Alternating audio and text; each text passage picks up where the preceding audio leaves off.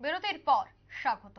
হাতে গোনা আর মাত্র কয়েকটা দিন বাকি, তারপরেই লোকসভা নির্বাচন অনুষ্ঠিত হতে যাচ্ছে রাজ্যে। তাই প্রতিদিন রাজ্য জুড়ে চলছে যোগদান পর্ব। এরই অঙ্গ হিসেবে রবিবার গোমতী জেলার বিজেপি সভাপতি তথা বিধায়ক অভিষেক দেবরায়ের উপস্থিতিতে মাতাবাড়ি বিধানসভা কেন্দ্রে মাতাবাড়ি ৩০ নম্বর বুথে ১৭ পরিবারের ৩৯ জন ভোটার এবং কাকরাবন কুশামারা এলাকায় এক যোগদান সভার আয়োজন করা হয়, যেখানে ৭৫ পরিবারের ২৫৬ জন ভোটার এদিন মাতাবাড়ি বিধানসভা কেন্দ্রের মুড়াবাড়ি বাজারে সেই যোগদান সভায় অংশগ্রহণ করেন। সেখানে বিভিন্ন বিরোধী দল ত্যাগ করে প্রচুর সংখ্যক ভোটার শাসক দলের পতাকা তলে যোগদান করেন। সে বিষয়ে কি বলছেন বিধায়ক অভিষেক দেবরায়, শোনাবো। বীরচন্দ্রমুতে বলছে কংগ্রেসীরা নাকি মেরেছে কাকে? সিপিএম কে। তার মধ্যে নাকি ঝর্ণা দাস, পাল, বৈদ্য ওনার স্বামীও আছেন। শহীদ মিনার বানিয়েছেন, কে মেরেছে? কংগ্রেস মেরেছে। মানিক সরকার যান সেখানে গিয়ে প্রতি বছর বলেন শহীদ মিনারে ফুল টুল দেন, নাটক নাটক করেন।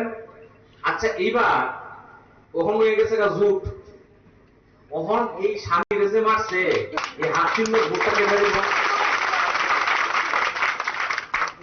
এই যে সিপিএম হাজার হাজার কর্মী খুন করছে, হাজার হাজার কংগ্রেসের কর্মীদের খুন করছে, ওই পরিবারগুলোর মনের অবস্থা কি আজকে? ঘর থেকে ডেকে নিয়ে গুলি করে মেরেছে, রেপ করেছে, নিরুদ্দেশ করে দিয়েছে। তাহলে ওই পরিবারগুলোর অবস্থা কি? কিভাবে কংগ্রেস তার হাজার হাজার কর্মীকে খুন করেছে, তাহলে কংগ্রেস ওই পরিবারগুলো সম্পর্কে কি বলবে? সিপিএমই বা কি বলবে? সিপিএম কি বলবে? একবার একটু চিন্তা করে, ভালোভাবে চিন্তা করতে হবে যে সিপিএম মারছে কংগ্রেস রে, কংগ্রেস মারছে সিপিএম রে, অহন দুজন এক হয়ে গেছে। কেন মিতালি প্রেম হয়েছে নতুন করে? কি তার কারণ কি?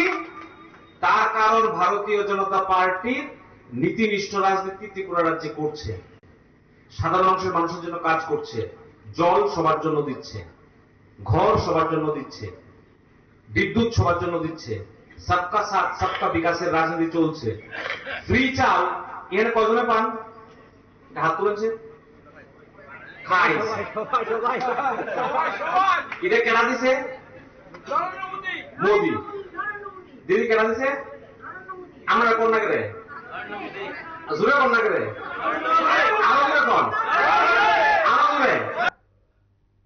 আপনারা শুনলেন অভিষেক দেবরায়ের বক্তব্য। তিনি কর্মী সমর্থকদের উদ্দেশ্যে তেজোতৃপ্ত ভাষণ রেখেছেন। তার সঙ্গে এই যোগদান সভায় প্রচুর সংখ্যক নেতৃত্ব, এমনকি সেই এলাকার বিরোধী নেতারাও পর্যন্ত আজকের এই যোগদান সভায় শাসক দলের পতাকা তলে সামিল হয়েছে।